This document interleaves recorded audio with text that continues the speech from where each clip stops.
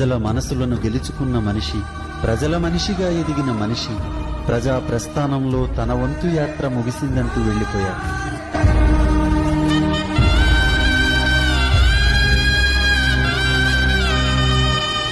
అలాంటి చిన్న పేదలకి ఇటువంటి సాయం చేసినటువంటి దేవుడు పోయినాడంటే అసలు దేవుడు లేడనిపిస్తుంది.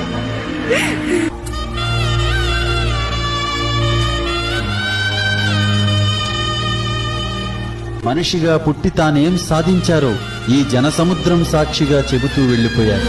మాకు ఆయన చనిపోవాలి, ఆయన మా గుండెల్లో ఉన్నాడు.